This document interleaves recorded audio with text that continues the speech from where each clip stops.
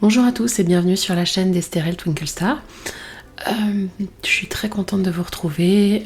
Merci à tous pour votre accueil de la première vidéo de présentation. Je suis contente qu'elle vous ait plu. J'ai reçu quelques retours qui m'ont fait très plaisir. J'ai eu des questions sur les pinceaux que j'utilisais. Malheureusement, je ne vais pas forcément pouvoir répondre à cette question-là parce que mes pinceaux n'ont pas de nom ou de numéro. C'est des pinceaux que j'ai achetés sur Amazon.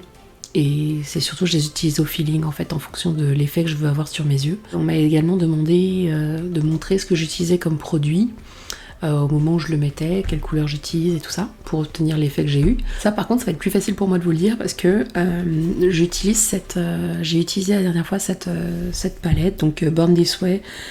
La marque c'est Too Faced. Et du coup c'est vraiment une teinte plutôt rosée, marron clair, vraiment dans les teintes dorées, rosées. Et comme j'étais habillée en rose, je me suis maquillée plutôt dans les tons rosés. Mais là, aujourd'hui, comme j'étais habillée en rouge, j'ai plutôt utilisé cette palette que j'ai achetée chez Dollarama, en fait, moins de 10 $, entre 5 et 10 $, je me souviens plus très bien du prix. Et en fait, je suis très contente du résultat parce que je me suis maquillée vers 13h30. Et en fait, les couleurs sont toujours... Elles ont vraiment super bien tenu. À l'origine, je voulais faire ma vidéo vers 14h et j'ai réussi à enregistrer une vingtaine de minutes de vidéo. Quand j'ai essayé de la revisionner, je me suis rendu compte que j'avais laissé mon micro sur mute. Donc du coup, j'ai rien enregistré du tout. Donc je suis contente, le maquillage a quand même bien tenu, malgré les couches, les biberons, les purées, le repas, la petite Esther qui est rentrée de l'école. Aujourd'hui, on va parler surtout de mon séjour en Australie, qui a eu lieu en 2013-2014, qui a chevauché 2 années. Je suis restée 15 mois et normalement j'aurais dû après partir en Nouvelle-Zélande, mais ça s'est pas fait. Donc je vais vous expliquer pourquoi. Je vais vous raconter toutes mes aventures en Australie. Il y aura peut-être une deuxième partie parce que c'est long. 15 mois, il y a beaucoup de choses à raconter. Surtout que ma soeur m'a rejoint en cours de route et il y a beaucoup de choses à dire. Et ça s'est pas super bien terminé, mais bon, écoutez... Toutes les aventures ne se terminent pas bien, mais ça a quand même été une des plus belles expériences de ma vie de partir vivre en Australie. J'ai vraiment adoré le pays, j'ai adoré les rencontres que j'ai faites sur place et les paysages, les expériences que j'ai vécues. C'est quelque chose que je referais volontiers. Alors en fait, tout a commencé à la fin de mes études. Moi, j'ai fait des études de commerce, j'ai un baccalauréat, ici au Canada qu'on dit ça, j'ai un baccalauréat, une maîtrise en commerce, en communication et événementiel. Après, comme je ne trouvais pas de travail, d'emploi à long terme en CDI dans ma branche, dans communication événementielle, ce qui est très dur à trouver en France, eh bien j'ai décidé de partir un an, quelques mois. À l'origine c'était supposé être 6 mois à l'étranger. Et je me suis inscrite sur un site de jeunes filles au pair et je me rends compte maintenant avec le recul que ça aurait pu être très dangereux en fait. Ça pourrait être des trafiquants d'humains qui font venir des jeunes filles à l'étranger et qui en font n'importe quoi, mais bon, j'ai pris le risque. J'ai rencontré en ligne une famille australienne, qui vivait en Australie, 2 petites filles dont une nouveau-née et une petite fille de 18 mois dont je me suis occupée pendant quelques mois. Donc à l'origine, ils cherchaient quelqu'un pour aider à s'occuper du nouveau-né et tout ça. Donc on a beaucoup échangé et finalement je faisais pas vraiment l'affaire parce que j'avais pas assez d'expérience avec les nouveau-nés. Ils ont embauché quelqu'un de plus expérimenté, une femme plus expérimentée, mais ça s'est pas très bien passé avec elle. Du coup, ils m'ont recontacté et finalement, je me suis occupée de la petite fille de 18 mois. Et je vivais en fait, ils avaient 3 étages. Donc le premier étage, le rez-de-chaussée avec le salon, la salle à manger, la cuisine, une terrasse. Terrasse, fermée, mais quand même terrasse. Le premier étage où il y avait le papa et la petite fille qui dormaient dans une chambre, une salle de bain et la maman et le bébé dans l'autre chambre. Et en fait, moi je trouvais ça super bizarre. Je me disais, mais pourquoi ils font pas dormir les enfants ensemble? Pourquoi ils font pas dormir le bébé tout seul? Ou alors pourquoi ils ne mettent pas la petite fille toute seule dans une chambre et eux ils gardent le bébé?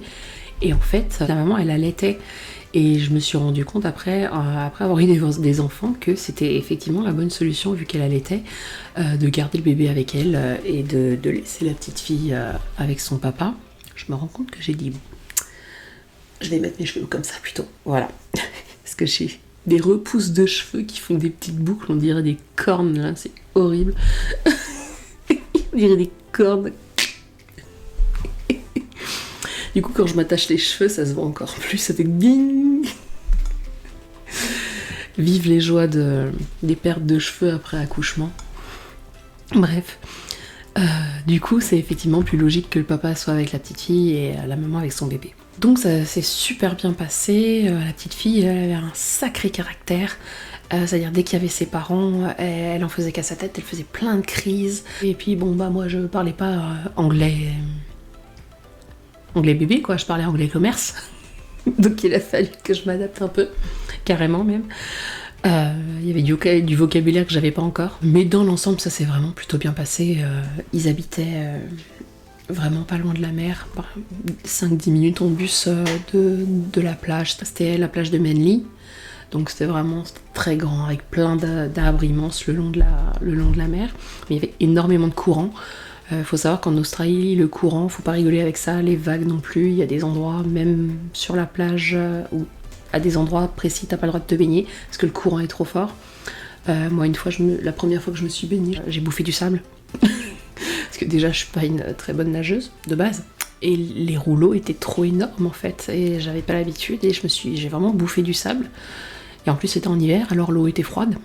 Et ça non plus, j'ai pas l'habitude. Donc pour moi, la mer, c'est chaud. Il y avait pas beaucoup de monde qui se baignait à cet endroit-là, à ce moment-là. Mais il y avait une petite crique un peu plus loin, vraiment super. Je vous invite à regarder sur Google, ça s'appelle Shelly Beach. Et c'était vraiment génial, on y arrivait par un chemin, il fallait marcher une vingtaine de minutes. Et puis il y avait aussi une piscine dans la mer. C'est-à-dire qu'il y avait une piscine creusée et elle était remplie d'eau de mer et il y avait les vagues qui venaient remplir la piscine. Donc tu pouvais te baigner dans de l'eau de mer sans avoir le courant, tout en étant dans une piscine. Mais c'est vraiment space comme expérience. Dans l'eau de mer, dans une piscine et sans courant. Mais c'est top. Donc moi j'allais surtout faire du snorkeling, donc de la plongée masque et tuba à Shelly Beach. Et il y avait des poissons multicolores, des coraux, enfin des requins. C'était chouette aussi. J'ai nagé avec des requins, des petits, qui s'attaquaient pas aux humains, mais quand j'en ai croisé un, je faisais pas ma maline. Et je me suis barrée vite fait. Parce que bon, voilà, tu croises un requin la première fois de ta vie, tu fais pas ta maline, tu t'en vas. Donc ça, c'était les 6 premiers mois. Donc je vivais près de Manly. Et après, j'ai cherché une chambre à louer. J'ai commencé à postuler pour trouver un emploi un peu plus dans mon domaine d'études. Et j'ai pas trouvé. J'ai posé des CV partout.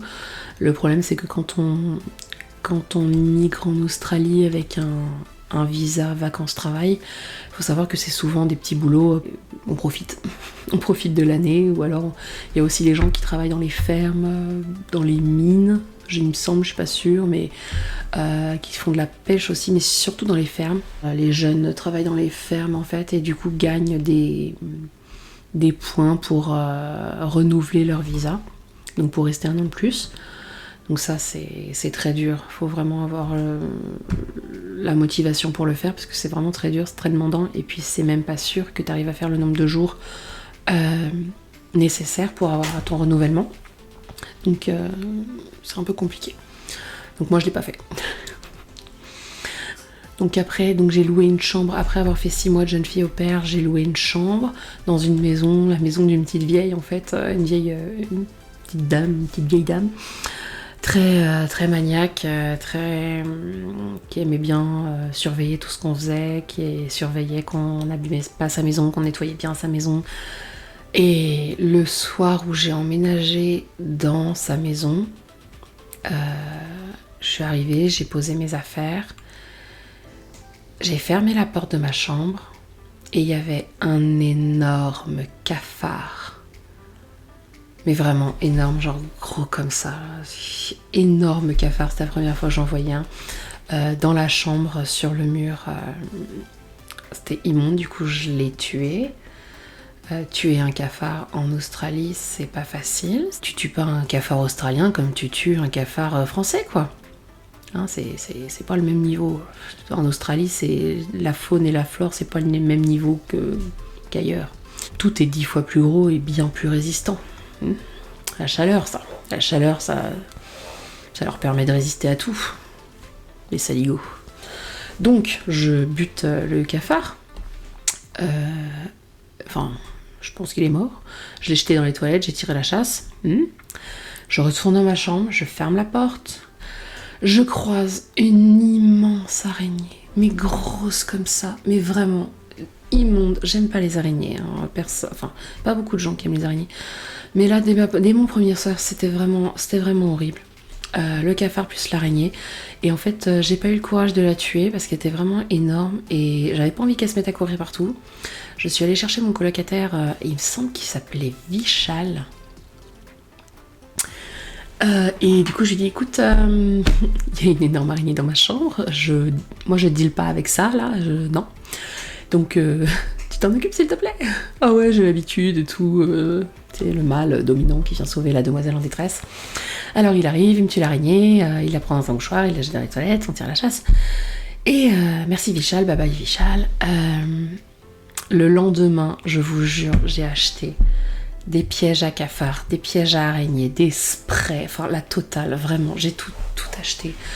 J'en ai mis dans les ventilations au risque de m'asphyxier, j'en ai mis partout sur les fenêtres, sur la moquette, sous le lit, sous le bureau, j'en ai mis mais partout. Eh ben, il n'y a plus une seule bestiole dans ma chambre, plus une seule.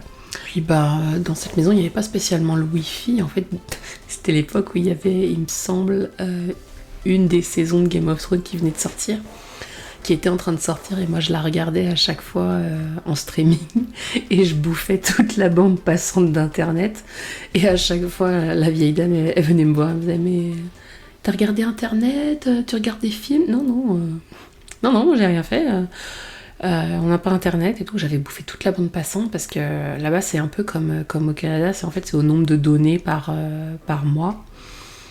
Et il n'y avait pas le Wi-Fi illimité. Donc je bouffais toute la bande passante à chaque épisode de Game of Thrones en fait, en streaming.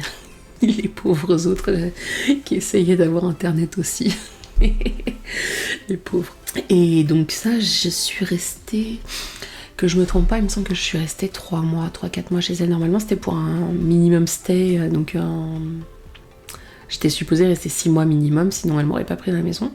Mais je me suis arrangée avec elle, j'ai trouvé une autre colocataire pour me remplacer, j'ai fait le ménage de ma chambre à fond, j'ai payé la caution et tout, donc elle m'a pas fait d'histoire parce qu'en fait j'ai trouvé une chambre chez une de mes élèves, je donnais des cours de français, et une de mes élèves, Chloé, avec qui je suis encore amie,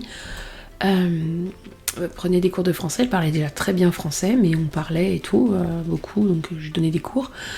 Avait une chambre de libre et du coup je suis allée vivre avec elle dans un appartement assez sympa en face de l'Opéra de Sydney, avec vue depuis le salon sur l'Opéra de Sydney, sur le port et sur le Harbour Bridge, le pont de Sydney. Et oh, c'était génial, c'était...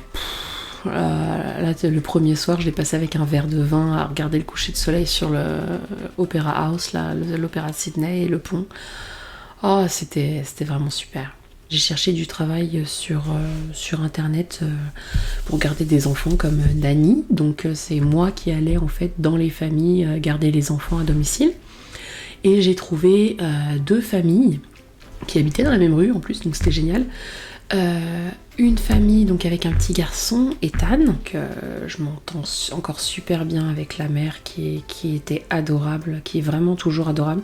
Elle m'a envoyé des cadeaux pour mes filles depuis l'Australie et depuis la Nouvelle-Calédonie aussi, parce qu'elle est partie en vacances là-bas et ça me touche vraiment beaucoup. Et le petit garçon Ethan, il était vraiment adorable. Il avait quel âge quand j'ai commencé? Il avait 15-18 mois aussi. C'est vraiment un âge que j'adore parce qu'il marche, mais ils ont du mal à marcher, ils commencent à parler. Donc c'est vraiment rigolo, c'était vraiment un petit garçon adorable.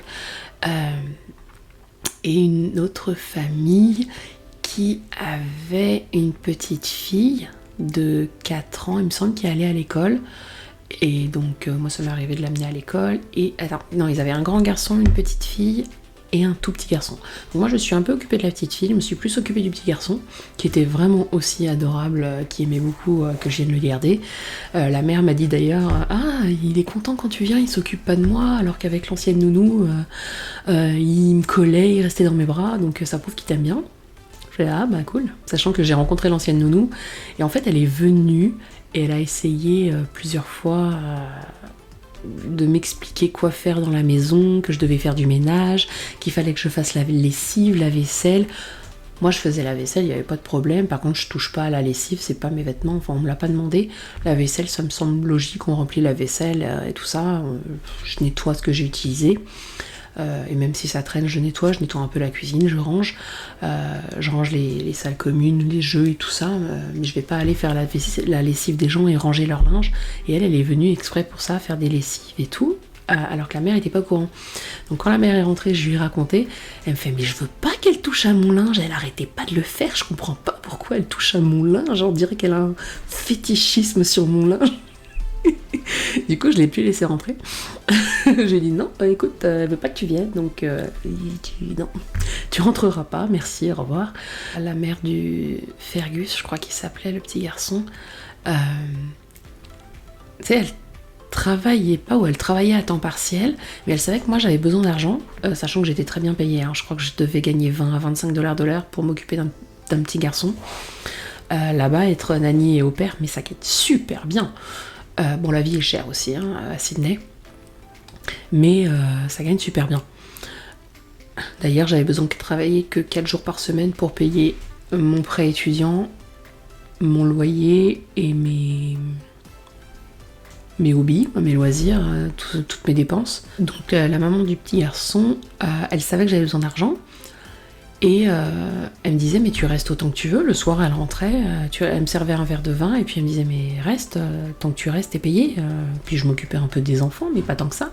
Surtout qu'on papotait, on papotait avec notre verre de vin et puis on regardait les enfants jouer. Puis reste, je sais que t'as besoin d'argent donc reste.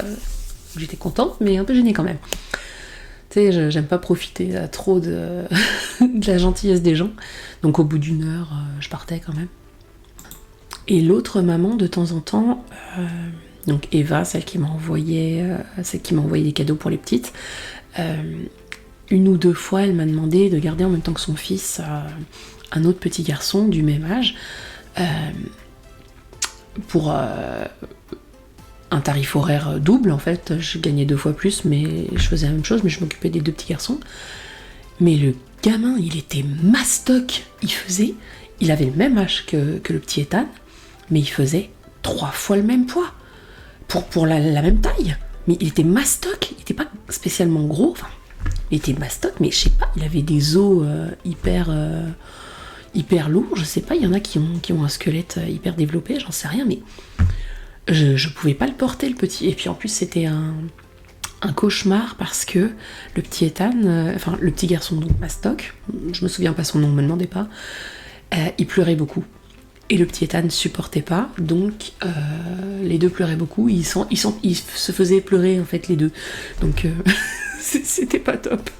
Donc, et puis je pouvais pas le porter, moi le petit, il était, mais c'était pas possible, je me suis pété le dos en essayant, j'ai dit non, t'es fini, là je veux bien te payer double, mais non, c'est fini. Je le referai plus, parce que c'est trop dur. Elle me dit ok, pas de soucis. Ok. Non, c'est trop dur, faut pas s'infliger des blessures corporelles juste pour garder un enfant ou pour de l'argent. Ça me faisait trop mal, et puis les entendre pleurer tous les deux toute la journée, je suis désolée, mais c'était pas possible. J'ai déjà du mal avec les miens, alors avec ceux des autres, et j'en avais pas encore à cette époque-là. Et donc, en même temps que je gardais ces 2 petits garçons, je disais que je travaillais que 4 jours par semaine, et en fait le vendredi, j'avais postulé pour travailler comme bénévole au musée maritime de Sydney. Je sais pas, pour ceux qui connaissent, en fait, derrière le port, il y a un autre port, un peu plus loin, il y a un autre port avec un un immense bateau, c'est un navire un peu époque bateau pirate, tout ça, mais côté gentil, on va dire. C'était pas un bateau pirate, mais c'était un navire en bois avec des voiles et tout ça. Je n'y connais absolument rien, hein, comme quoi ça m'a servi de travailler dans un musée maritime. Et il y avait à côté dans le port, mais vraiment grandeur nature, hein, en vrai, que j'ai visité et tout, c'était chouette. Et il y avait aussi un bateau militaire immense, un vrai, grandeur nature aussi, que j'ai visité et c'est tellement impressionnant. Moi je pourrais pas être en mer, en haute mer sur ce genre de bateau, c'est trop grand pour moi. Déjà la mer c'est trop grand pour moi, je supporte pas les profondeurs, mais être sur un tel bateau, c'est trop. Mais dans le port ça allait. Mais bref, je travaillais comme bénévole en communication. Et puis quand je me suis rendu compte qu'il me faisait faire que des tâches, par exemple remplir des documents Excel, ou alors mettre des documents sur des clés USB, ça m'a saoulée, donc j'ai dit bye. Je crois que j'ai dû travailler un mois là-bas. J'ai fait un événement, j'ai aidé à l'organisation d'un événement. Et en fait, je me suis tellement ennuyée pendant cet événement-là, ça m'a convaincue qu'il fallait que je quitte en fait ce poste-là pour trouver soit une autre famille, soit avoir un jour de libre par semaine pour avoir trois jours de fin de semaine et pour profiter un maximum. Donc ça m'a fait du bien aussi. Parce que c'était quand même en centre-ville, donc loin de là où j'habitais, il fallait prendre 2 bus et tout ça, marcher une demi-heure. Mais je marchais vraiment beaucoup, j'ai beaucoup marché en Australie. Parce que le bus c'est cher, le bus c'est très cher, enfin maintenant je sais pas, mais à mon avis ça a fait qu'augmenter. Le bus à l'époque c'était très cher, et du coup je marchais beaucoup, vraiment beaucoup. Le soir en rentrant de mon travail de nanny, c'était que de la pente quasiment, donc je rentrais à pied, j'en avais pour 1h30, donc ça me faisait beaucoup de bien. Et puis je passais par la piscine, parce qu'à pas loin de chez moi, il y avait une autre piscine dans la mer avec de l'eau de mer. Et du coup, je prenais mon maillot de bain et tout ça, et ma serviette, et le soir j'y allais. C'était vraiment, vraiment super. J'avais un rythme de vie vraiment agréable. Donc là, avec mes amis, en plus, on allait beaucoup dans les... Enfin, beaucoup.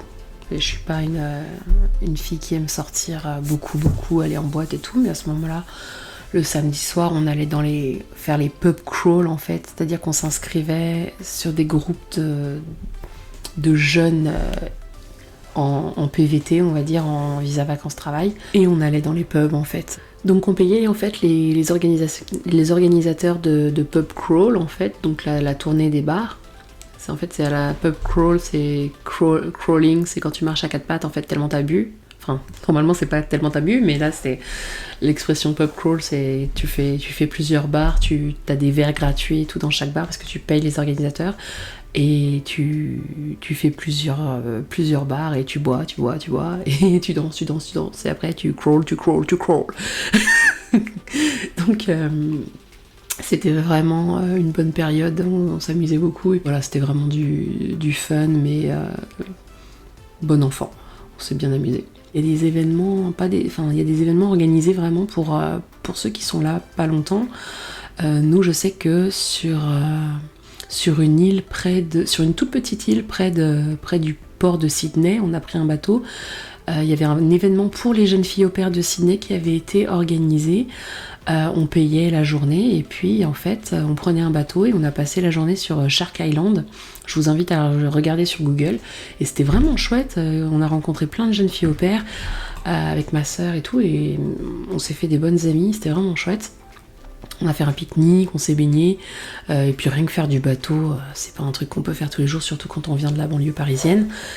Puis j'irai pas faire spécialement du bateau dans la Seine pour me baigner, donc je préfère y aller à Sydney. Puis il y a moins de cadavres. Donc ça c'était vraiment une bonne période, donc c'est vraiment éclaté, on sortait beaucoup, on se faisait des restaurants. Moi j'ai découvert la nourriture thaï là-bas, parce qu'en fait j'avais jamais mangé de nourriture thaïlandaise, et j'ai fait une découverte gastronomique de fou. Les pâtes thaï, en plus il y avait un restaurant thaïlandais à côté des 2 familles où je travaillais comme nanny, mais ils faisaient un pad thaï de fou. Et puis dans la famille où je travaillais comme au père, ils faisaient très souvent du poulet au curry vert avec des légumes, du riz, tout ça. Oh mais je me régalais. Ça, et puis il y avait aussi partout, il y avait des restaurants de nourriture japonaise à emporter, et ils faisaient en fait des gros maquis, ici, tout va bien, des gros maquis qui coupaient pas en fait. Ici, ils le font, mais ils mettent des trucs bizarres dedans, de la goberge, des carottes râpées, des poivrons. Enfin bref, parce que j'ai une tête à bouffer du poivron, moi quand je veux manger japonais, non, donc me donne pas de poivron. Mais du cream cheese aussi, enfin c'est très bon, hein, mais c'est pas du japonais quoi. Je sais qu'en Corée, si je me trompe pas, il me semble que c'est coréen. Il me semble que c'est des bibimbap, enfin bref, dedans il y a de la viande et tout ça, c'est des gros maquis, mais là c'était vraiment japonais, donc c'était avec saumon avocat, ou alors thon avocat, thon concombre, enfin bref, c'était vraiment basique, des gros maquis, je vais mettre là, de cette taille-là environ, et ils les vendaient comme ça, c'était emballé dans du plastique, et en fait on versait la sauce soja un peu dedans, tout va bien. Et au fur et à mesure qu'on mangeait, on mangeait ça comme un sang. C'est bon, il est 20h14, vous allez pas commencer à m'embêter parce que je fais des gestes un peu bizarres. Donc voilà, hop, un moment. Donc on mangeait ça, on adorait en prendre, on en prenait parce qu'on en prenait beaucoup avec ma soeur quand on allait à la plage, à la piscine. On en prenait 3-4 chacune et on se faisait péter le bide. Moi c'était saumon avocat. Oh là là, il y avait juste du saumon et de l'avocat et c'était vraiment une tuerie. C'était vraiment très très bon et en fait ça me manque beaucoup. Et je me demande si je vais pas aller voir le restaurant japonais du coin pour lui demander s'il peut pas en faire, hein, parce que c'est tout simple en fait, c'est tu croques dedans. Soyez sage. On croque dedans et on mange ça comme ça, quoi, comme un sandwich vraiment. Comme un gros cigare. Je sais pas, bref. Après c'est sympa quand c'est coupé aussi, mais c'est pas le même délire. Bon, tout ça pour dire que c'était une période très sympa, qu'on mangeait des sushis, qu'on allait dans les bars, on faisait beaucoup de randonnées, on est allé voir les Blue Mountains, on est allé un peu partout, Bondi Beach, on a fait des anniversaires, des barbecues, alors là c'est la base en Australie, tu sais, ils ont pas une gastronomie de ouf, c'est un peu comme le Canada. Le Canada, bah, ils ont, enfin le Québec à la poutine, ils ont le pâté chinois, ils ont... Va falloir que je me renseigne. Il y a ma voisine qui m'a proposé de faire un concours dégustation cuisine française versus cuisine québécoise, mais va falloir que je me renseigne. Il y a le sirop d'érable, mais bon, c'est pas un plat. Et bah donc, on va dire que l'Australie, c'est pareil, ils ont... et ben voilà, le Canada a le sirop d'érable, et ben l'Australie a la Vegemite. Par contre, la Vegemite, c'est pas bon. C'est genre un truc que tu mets sur une tartine dans tes sandwichs. C'est comme de la tartinade d'anchois, c'est pas d'anchois, mais hyper salé. C'est comme ça on te faisait bouffer des sardines mixées. C'est tout noir. Voilà, c'est la spécialité de l'Australie et c'est pas bon quoi. Enfin, et les barbecues, l'Australie c'est les barbecues, les saucisses au barbecue. La viande, n'importe quelle viande. Il y a beaucoup de végétariens en Australie, mais pourtant les barbecues, c'est la base de l'alimentation. Et puis comme il fait beau toute l'année, les saligots, même à Noël, et ben, ils font des barbecues à Noël aussi. Voilà. Nous, au Québec, on ferait bien des barbecues en hiver aussi, mais avec 3 mètres de neige, c'est un peu plus compliqué. Voilà. Moi, j'adore faire des barbecues, mais tu sais, je vais pas braver les moins 30 pour servir une côtelette à mon amoureux, quoi. Moi, je les mets en hiver, je les mets à l'air fryer.